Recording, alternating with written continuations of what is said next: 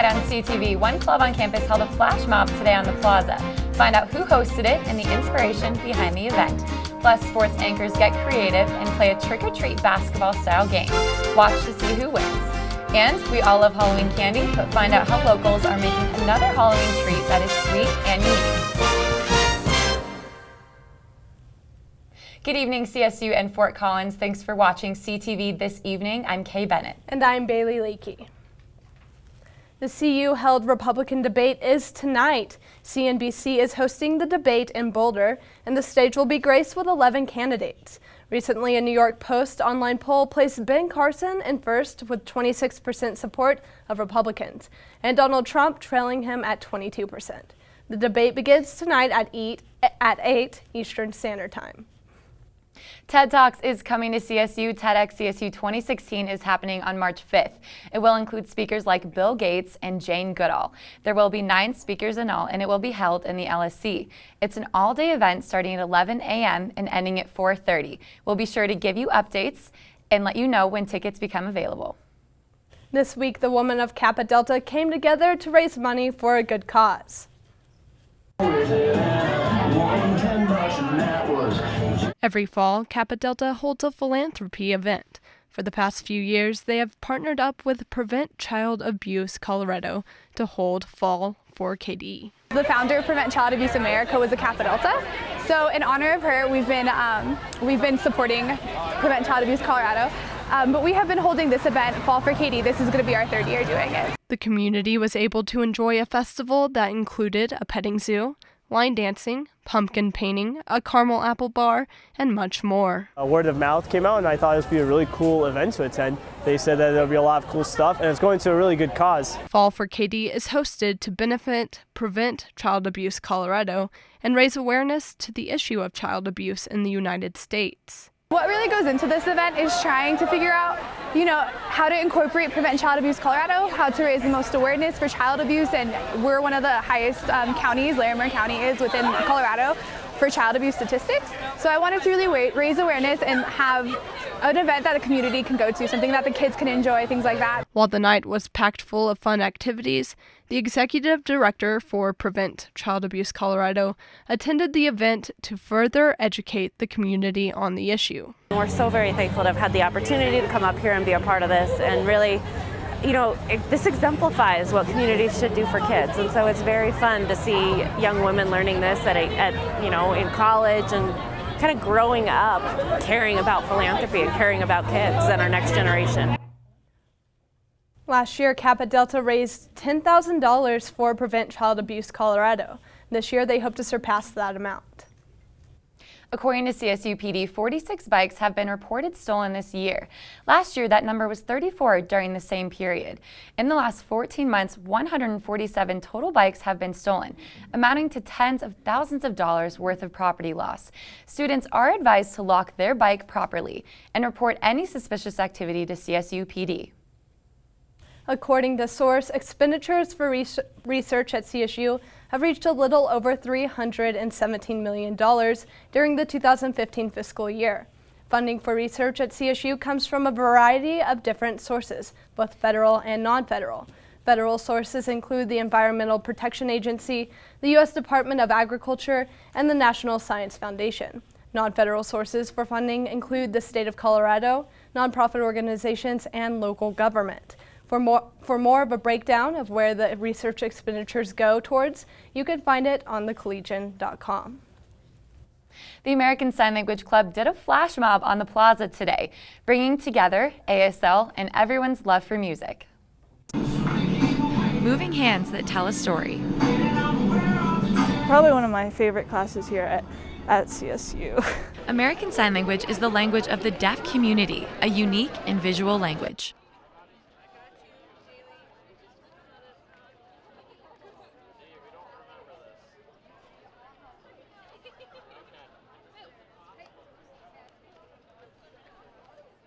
Today, to bring awareness to the language, students took their signing to the streets.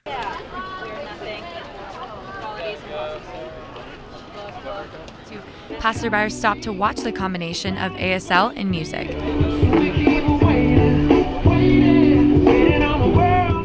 ASL instructor Deanne Seitz says that it's all for a good purpose. We are trying to get more visibility on campus, on the CSU campus, about ASL, American Sign Language. ASL Club co-president says that Colorado State has a long way to go when it comes to the Department of Languages.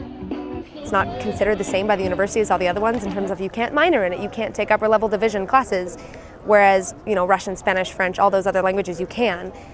It's really hard for them, and it's really difficult for people like me who are really passionate about that to see this language kind of go unnoticed and unappreciated, because it's really worth the respect and that every other language deserves. Seitz still wants students to know that spring ASL classes are open for the taking. Seriously, you'll belly laugh in every class. You'll learn a new perspective about the deaf culture and deafness, and you'll gain a skill.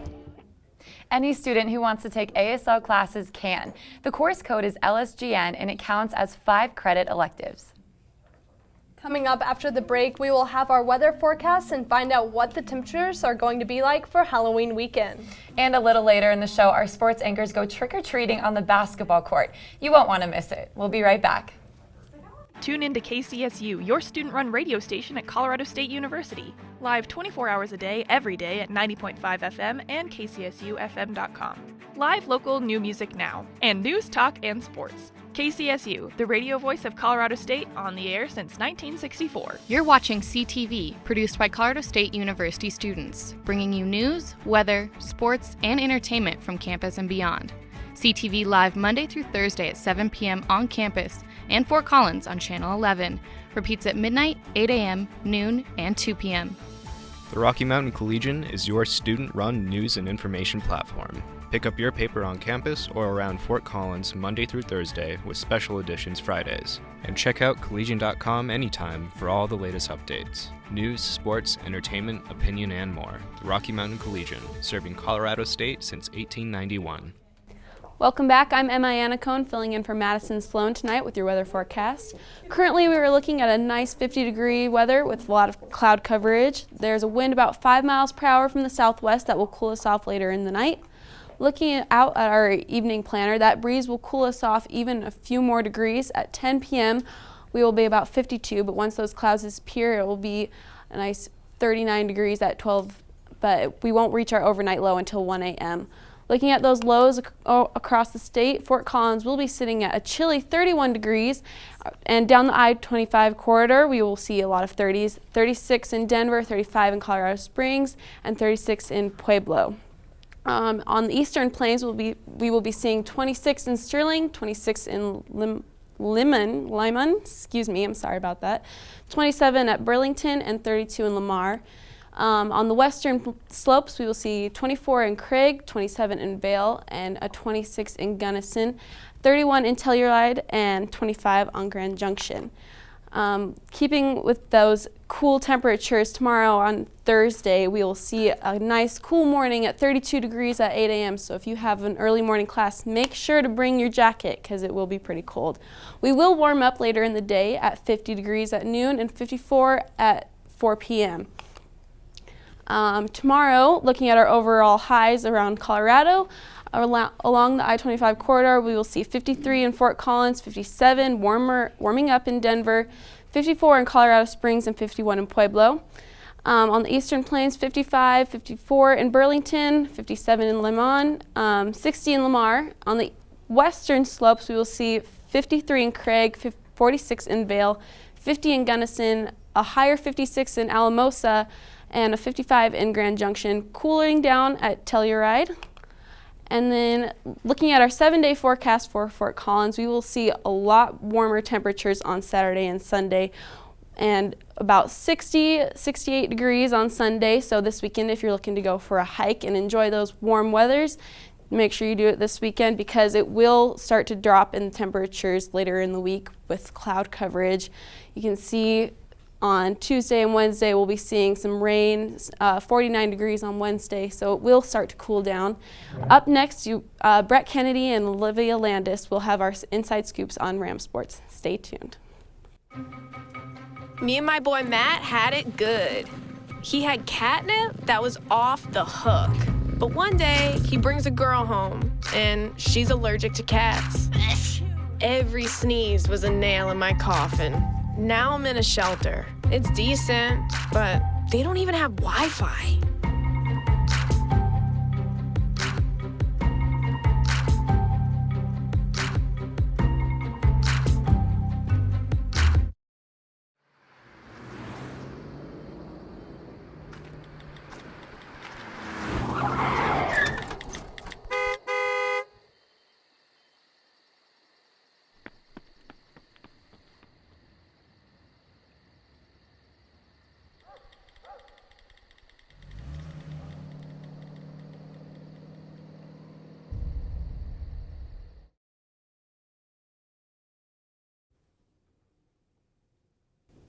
Welcome back, everyone. I'm Olivia Landis. And I'm Brett Kennedy, and this is CTV Sports Fast 5. The 3-4 Colorado State Rams football team is coming off a bye week to play San Diego State at home this Saturday on Halloween. San Diego State sits at the top of the Mountain West standings at the moment, so this will be another scary test for CSU. Oh, Halloween puns are fun. The Aztecs are coming off a surprising 48-14 trouncing win over Utah State last weekend. Here's what head coach Mike Bobo had to say about his team over the bye week. We pushed them today as far as the tempo and the pace, and we're able to kind of go fast in practice, and they responded well. And I thought the receivers did a nice job of running hard, even though we were a little bit low on depth. Colorado State middle blocker Alexandra Paletto was named Mountain West Offensive Player of the Week on Monday. This marks Paletto's first honor of her career and came after she tallied 19 kills on only 3 attack errors this past week. The sophomore had a match-changing solo block at Boise State, giving CSU a 33-31 win in the third set, and then led CSU in blocks at Utah State 2 days later. Paletto isn't the only Ram that earned honors this week, though. Senior Adriana Colbert was named as the ESPNW National Player of the Week earlier today, after posting her 7th triple-double while taking on Boise State. CSU now looks to host San Diego State tomorrow night in Moby Arena at 7 o'clock. The Colorado State women's golf team finished up the Las Vegas Collegiate Showdown Tournament yesterday. The team shot a school record 15 under 849. This is the best team score since 2010. Freshman Katrina Prendergast had a 3-round total of 210, or 6 under, which was a career best for her and marked the 3rd best score in school history. She was just 2 strokes off the school's all-time mark. Sophomore Allie Anderson and junior Elizabeth Rao also performed well as they shot 3 under 213 and 2 under 214. The Rams shot under par all 3 rounds, including a school record 279 or 9 under on Monday. Well, it's Halloween time again, folks, and with that comes trick-or-treating. Maybe more of the tricks than the treats. Liv and I pulled out our best moves on the court and treated ourselves with some candy.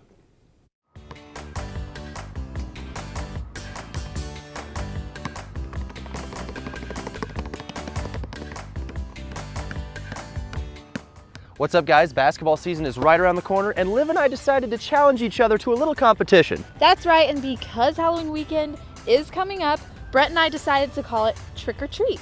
We're going to challenge each other to a couple trick basketball shots, and the winner will get treats. Let's get started. Let's do it.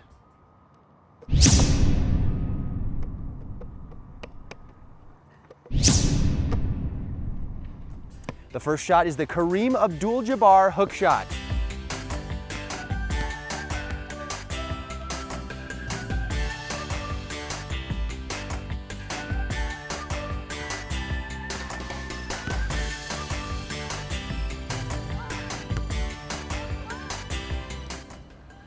For this second trick shot, I'm going to do what's called between the legs, behind the back, granny style.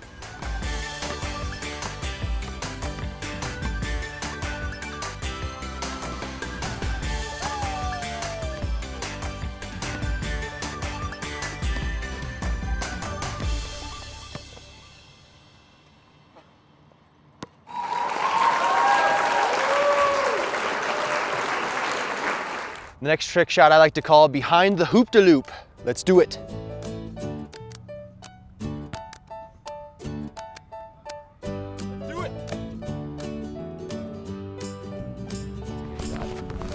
For the final trick shot of the day, It's something of my own unique design, so I'm not even gonna give it a name. I'm just gonna let you guys be the judge.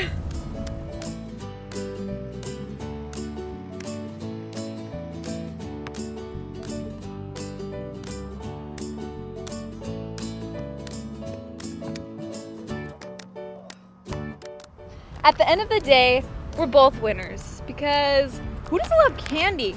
Happy Halloween, everyone. Well, Brett, it was nice to see you actually tie me for once instead of me kicking your butt. Be Nasty had a little bit of a letdown on that one. Well, after the break, Molly Baltzer talks Halloween treats and happenings in town. Don't go away. Sure, I look cute now, but when my owner lost his job, it was rough. I was living on the street, and one night, me and this Cocker Spaniel got into it so bad, I wound up looking like an ice cream cone. I cried a little bit, but thankfully I got rescued, so I'm running, I'm jumping, all back to my old self, and I'm ready to give unconditional love, even if you put a lampshade on my head.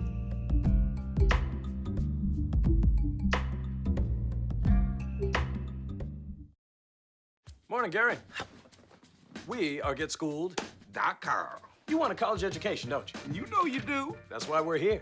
We're free and here to guide you through every step of the way, starting with attendance. Gary, financial aid forms.